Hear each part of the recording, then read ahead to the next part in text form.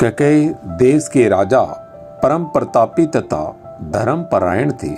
वह प्रजा के कल्याण के लिए सदैव तत्पर रहते थे। मुख पशु पक्षियों में भी वह अपने इष्ट देव के दर्शन करते थे। वह सुबह का समय भगवान के भजन और शास्त्रों के अध्ययन में बिताते थे।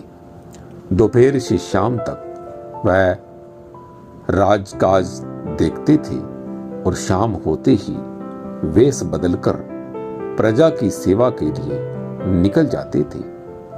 वह अपने हाथों से बीमारों और वृद्धों की सेवा करते थे। सेवा के कारण उनके पुण्यों में वृद्धि होती गई। राजभवन में किसी को यह पता नहीं था कि राजा प्रतिदिन परोपकार कर पुण्य अर्जित कर रहे हैं।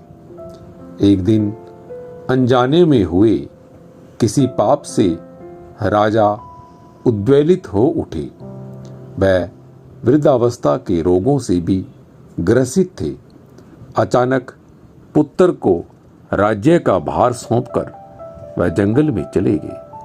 अनजाने में हुए पाप के प्रायश्चित के लिए उन्होंने कठोर तपस्या शुरू कर दी। एक दिन देवदूत ने प्रकट होकर उनसे कहा, राजन, आपने जीवन भर प्रजा और पशुओं की सेवा की है।